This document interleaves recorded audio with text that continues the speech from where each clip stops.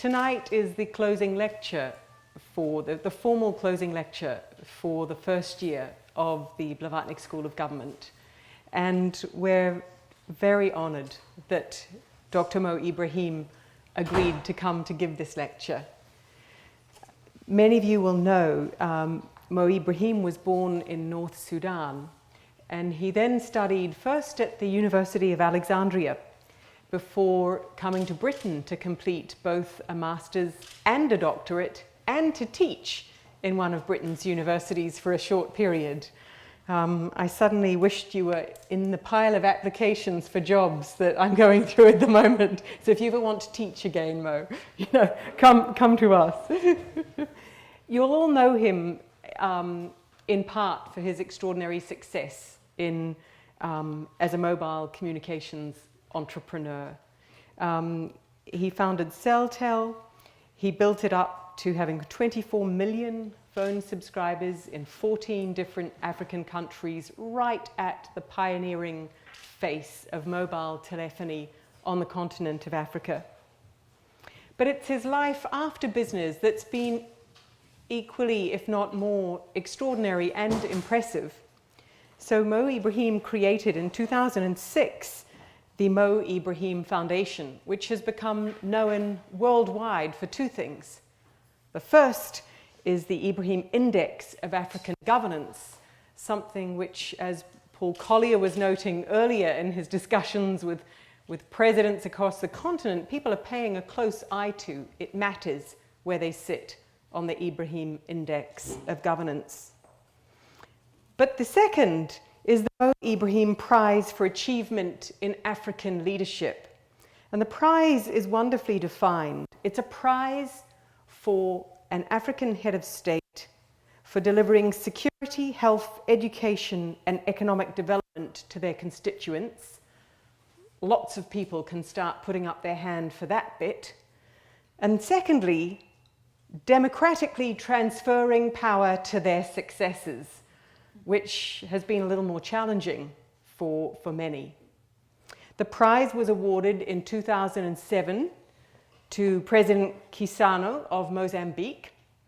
It was awarded in 2008 to Festus Mogai, and I'm delighted about that. Festus Mogai was an undergraduate at University College, Oxford, my college. In fact, on Saturday morning, he will be in the college so we can unveil a magnificent portrait of him in the University College Hall. And we will note his award, his Mo Ibrahim Prize for Achievement in African Leadership. What to me is even more interesting about the prize is the courage of conviction that led to it not being awarded in 2009, 2010, and 2012. And it's quite hard. Once you've got one of these big things on the road, you've got the prize, you've got the committee, you've done all the work, the temptation to give it and to get all the kudos that comes with that is quite significant. So for the committee then to say, well, actually, nobody reaches the standard, I think is a very powerful mark of Mo Ibrahim's commitment to governance and the commitment of the foundation which he's created. So Mo, we're absolutely delighted to have you give this final year address. Thank you and welcome. I hope this will be an interactive session, so let's be informal and deliberately. I didn't put a necktie so you can feel that I'm one of you, actually. I'm really grateful to come to this school. Britain, I think UK and Oxford needed this school many, many years ago. It's wonderful that at last it came into existence. Why? Because good governance is important. It's important for all of us. Of course, especially important for us, it's more important for us in Africa for various reasons, which I'm trying to go through them. Africa is a wonderful continent, is huge. Second largest continent on earth, is immense resources. And most of African territories actually have not really been explored for resources. But what we discovered so far is really huge. And African people are not, there's not many African people around.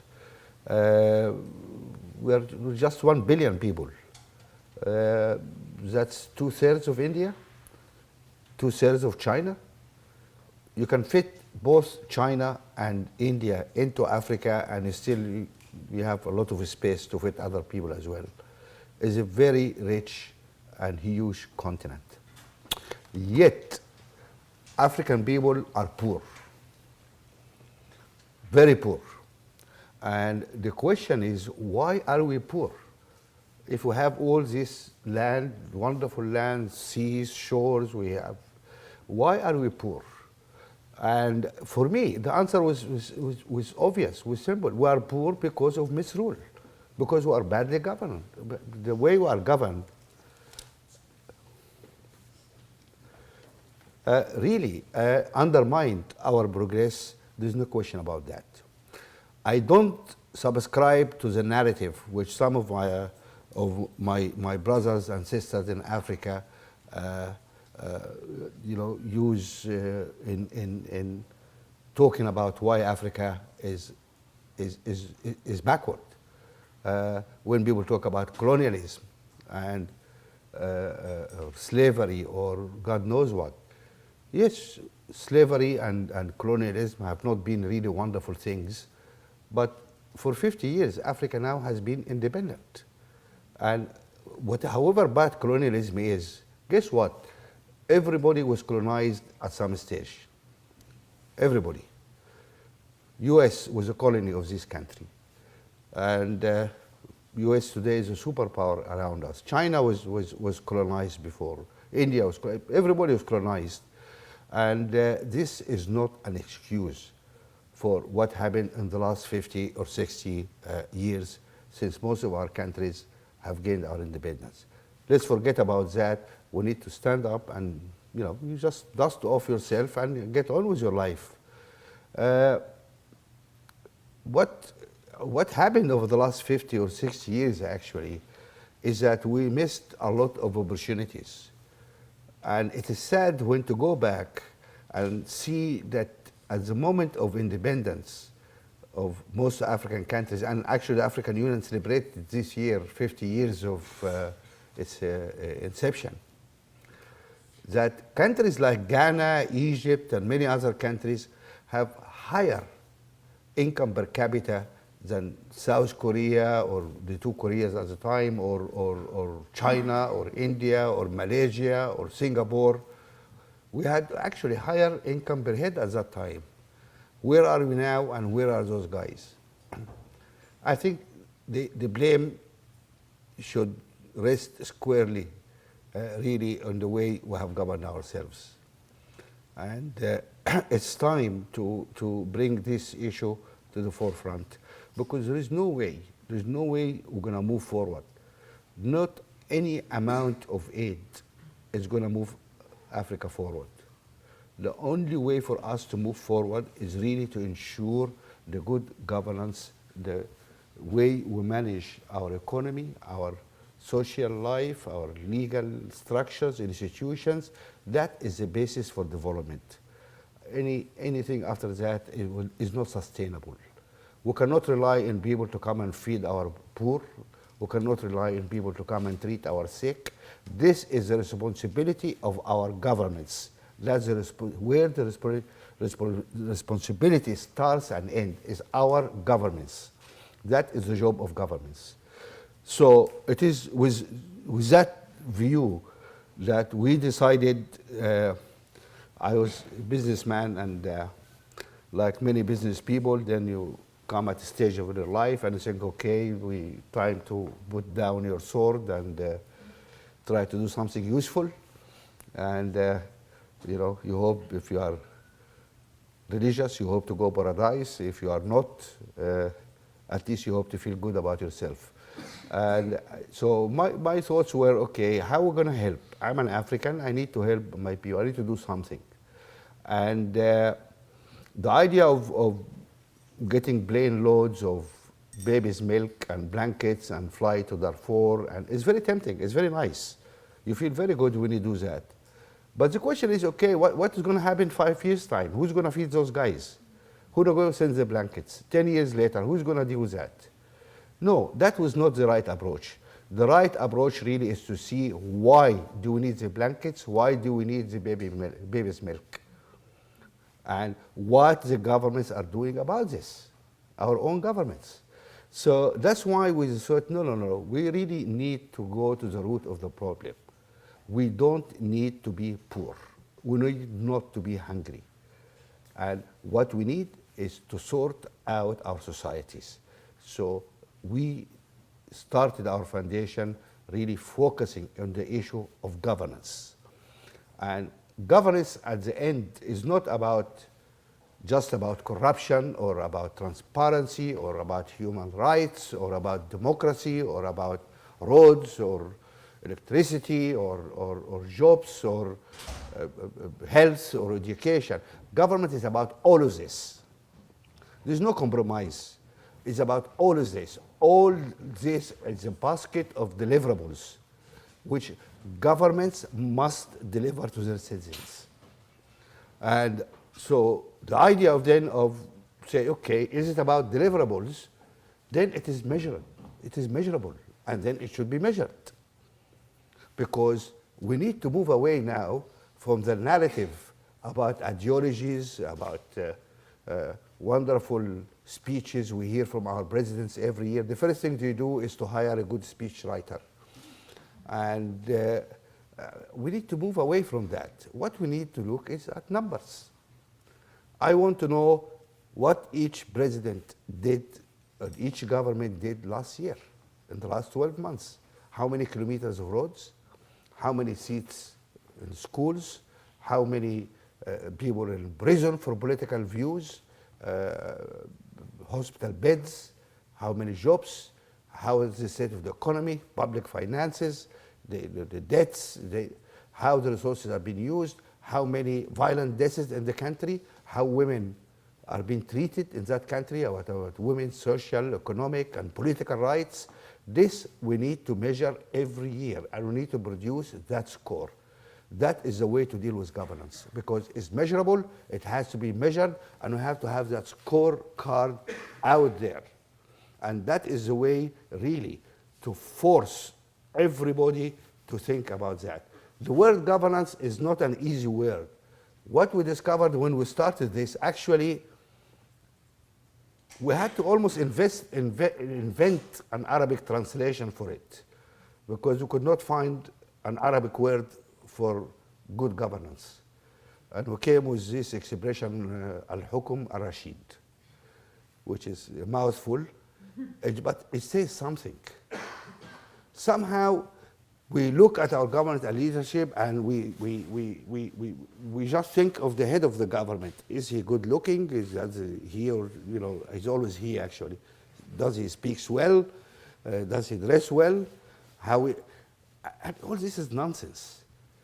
I mean, you think of the way running that, it's not far different from running a big business or a big company at the end, really. And can you see a chief executive going to an annual meeting of his shareholders, stakeholders, and then started reciting poetry and how wonderful he is, or, people will throw him out of the window. What people want to know is what is the share price, how much they made, what is the gains, that's what people want to know, facts, what happened in that business. And that's what we want our president to give us every year. What have you done in the last 12 months? I want it in numbers. And so it's important really to produce that scorecard.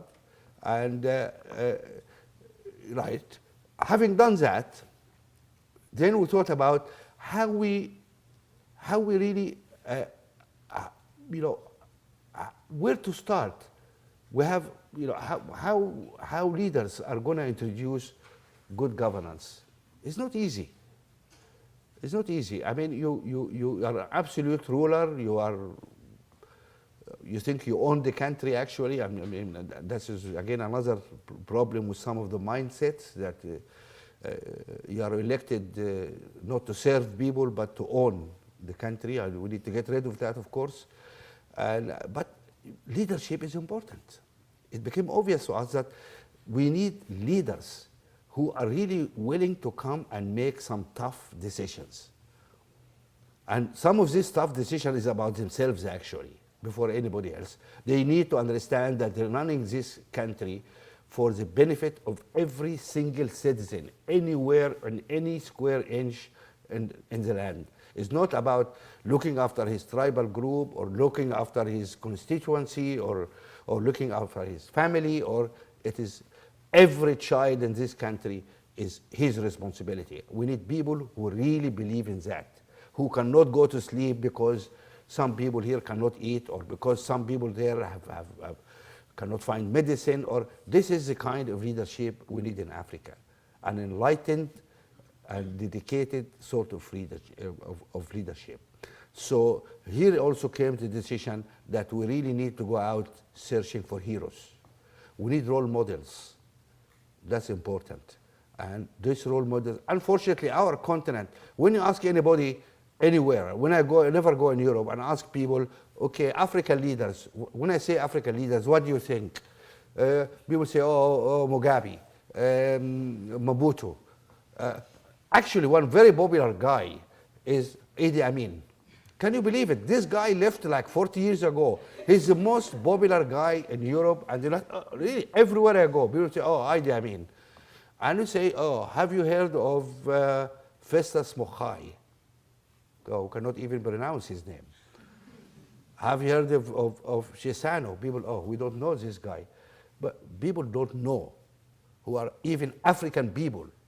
And we say, look, this is important to change the narrative here. Not all African leaders are thieves or criminals or some African leaders come and do the right thing. Unfortunately, CNN and BBC really are not very much concerned with that because they don't make news. I was doing hard talk yesterday with the BBC, and I was joking with the gentleman who was interviewing me, which I ended up interviewing him actually, about the role of the media. And he was confessing, because he said, look, we have very limited time in the media. And one interest is what makes news. Pirates makes news. People like Idi Amin makes news. But the good leaders who are going about doing their own work, they are not newsworthy. And that is a problem. Of course, things start to change. We start to get a little bit of a space now with some of these media channels. But that was an important issue. So these were the two main issues we really wanted to focus on: the issue of leadership and the role of the leadership in transforming the society, and how we start building institutions, because societies of good governance without institutions are not sustainable. What we need is really strong, legitimacy is also very important, institutions to underpin the sustainable development of Africa. I'm going to stop for a few minutes to show you a short video about how we tried to launch the foundation, especially in the face, and this is a big problem we had, the amount of skepticism and cynicism, especially in the British media, actually. Nobody is as skeptic or cynical as the British tabloids. And how we dealt with that. So if you allow me to show you this video.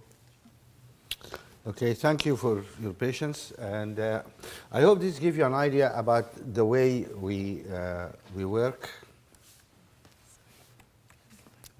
It's not important. It's okay.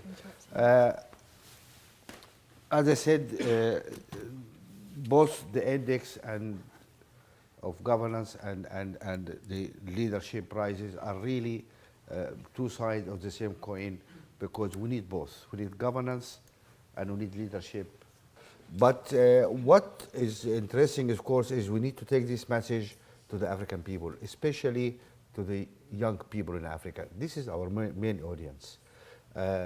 People need to understand that half of African people are below 19 years old. Africa is a continent of young people. That is the future of Africa. And that's why in all our events, music and arts are in the heart of whatever we do, because governance, leadership issues need not be boring. So our events, when we have this, we have our annual event in Africa is broadcast live, and most countries take our feed. It's 7 o'clock in the evening, prime time. We want all the youngsters to watch it. And that is a way to with music, we have very short speeches to the point, and try to be sensible and non-boring, but on the heart of it is me. And that is the way really we want to reach to the young people. Because we look at the challenges facing us, the most important challenge in my view is African youth. We have a huge bulge of youngsters coming forward. And where the jobs come from, what will happen to those people is a big issue, really big challenge facing us. As I said, if you have half your population below 19 years old, that's interesting. The other day, somebody in our research team worked out that the average age of an African president, I think, is about 63 or 64 years old, when the average age of the citizen is 19 years old. So you can see really the gap between our leadership and our people. And that's a challenge.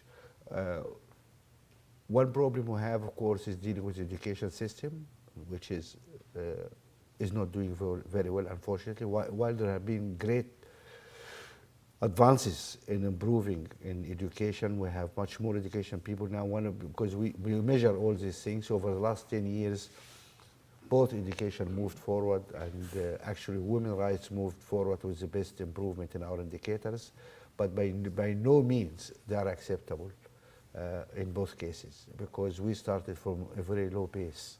We made some progress, but we are still very well behind. What sort of education we need for our kids? That is a challenge. I don't believe our current education system meet our needs. One interesting statistic we came across also was that if you are an African, the more educated you are, the less chance of getting a job. Think about that. It just says something about our institutions, So I think education is too serious job to be left to few bureaucrats in the ministries of education who have no connection whatsoever with the real world. This is an area where we really need a national debate between business people, between educationalists, between the young people, to know exactly what kind of workforce we need to build in Africa. And China is running out of labor. They started already moving production lines out of India and out of China. The biggest manufacturer is already moving out, looking for, you all know about the one-child policy, and that's one of the outcomes. And the challenge is who's going to be the next factory of the world? It's going to be Africa. We have a lot of attractions, our geographic locations, cheap labor, etc. But we are not ready. We're not ready because we need to build the infrastructure. That's a big challenge for us. And we need to train our young people, give them the right skills for the 21st centuries, for the 19th or 19th century or the 20th centuries. When the purpose of education was to produce some clerks who are able to support the colonial administration. We don't need people now who can really write nice official letters and know what kind of title to use to address different officials. But we need people who can really build things and do things. So that's a big challenge for us. That challenge, again, immediately linked to the question of the regional integration. People talk about Africa as if Africa is one country. Africa is not a one country. Africa is a 54 countries which are not necessarily trading with itself or talking to itself or communicating, or it's more difficult to pass goods from East Africa to West Africa than taking it from China to West Africa. It's more expensive, actually. And you try to go across borders. If you are an African, you decided to visit every other African country, and you are unfortunate enough to have an African passport, you're going to spend a year trying to get your visas for all those 45 countries, etc. Everywhere I go to Africa, I always say I'm extremely sad. I have to travel to the country really on my British passport, not on my Sudanese passport, because I need a month to get a visa if I travel with my Sudanese passport. And then, well, it's a question to Africa. I mean, what kind of people are you? Why are you afraid of each other? And, you know, we had that in the last meeting with the African Development Bank. We had, that's about a week ago, we had interesting people. It was Kagame, President Kagame from Rwanda, and we had Barvin, the finance minister of South Africa, and the question was raised. And of course, the South African minister was really in a difficult situation, because why do you need to have a visa to go to South Africa if you're an African? And why you have to wait all this time to get there, but not if you are French or British or American or whatever? Kagame was very proud that because he cancelled all visa requirements. He said, look, any African could come here without a visa. And then we're challenging South Africa to match that. And the problem, the answer was, well, actually, some people are afraid of being swamped.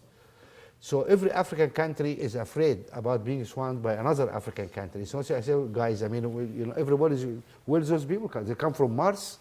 You know, some country going to be empty or what? So this is fear from the other we need to overcome. And that we need to lay down the basis for the free trade area across Africa. This talk about regional integration is we have been talking about that for ages. It's very slow.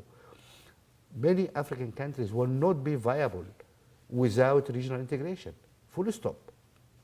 They better switch off the light. We have to accept that. We need each other. We need really to open our borders. We need to have free movement of goods, people, and capital across our borders. And everywhere I go in Africa, I raise a question. I said, you guys think you are too smart? Why? Look at the Germans. Why the Germans need the European Union? And they keep bailing people out or doing that. They need it. They know, because they want to move their goods around. They want their lorries to take things from Frankfurt all the way to Scotland. That's why the people want the European Union. Even so, German economy is 2.4 times the economy of all of Africa, the total economy of Africa. Still they needed that, because the world moving into these big blocks.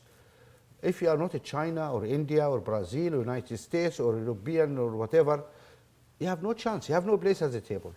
You cannot go to get deal at WTO or anywhere else. Nobody cares about you. We are 54 countries, and each country doing its things. The other day we were at a conference, I think it was in Cape Town, and somebody was boasting. I mean, we were talking, actually, so they were praising me by talking about the mobile communications revolution in Africa, and saying that we have more mobile users in Africa than in Europe, which is true.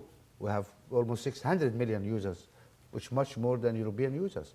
We have much more users than the United States. But my answer was, are we really proud of that? How many mobile phones were manufactured in Africa? How many base stations or switches were manufactured in Africa? This is the problem. And we need to, because we don't have the economy of scale, we are unable to force our trade requirement. We are able to get a good deal from manufacturers. Can Siemens sell a single mobile phone in China without building a factory there or production line or transferring know-how? No way. The Chinese will tell you, you come and you have to build, you have to train, you come and you clean my shoes, you do this, you know, before you're allowed to do any business in the country. and people have to go and do that because they want the business. We are not able to force our demands on any of these companies or businesses because we are 54 faint voices. We need one big voice, and we cannot have that unless we forge ahead with this integration. Sorry, I'm talking too much about this issue because for me it is vital. It's a very important issue for us to move forward, this integration of Africa. That's important. We have an African Union, and I asked Madame Zuma the other day, where is the union? Are you guys having big party, etc.? But where is the union in the African Union? You call yourself the African. Where is the union? I look around, I don't see any union. Where is the union? So we need really to move from the nice words and beautiful slogans into actions and actually executing and moving forward. Now, we said it's so important to have governance, and it is a prerequisite for development. But governance in the public sector is not just enough. We cannot have good governance without also having good governance in the private sector. People need to understand that. This is very important. I mean, you take any issue, start with corruption. Public servants or political leaders don't corrupt themselves. There's partners for them in the private sector. And if we have a go at corruption, we really need to deal with corruption in the private sector. There's no question about that. The other thing is important for us is the issue of the illicit transfer of funds. Illicit transfer of funds out of Africa at least is double the amount of aid Africa receives every year. So, I mean, it just speaks for itself. We need companies, also multinational companies, to pay their taxes. Our problem is that these wonderful, great companies have the best lawyers in the world, have the best accountant in the world, because they can afford to pay whatever to have the best. And small African countries, we have very weak tax collection systems. We don't have that smart or fantastic lawyers and forensic accountants who can really challenge.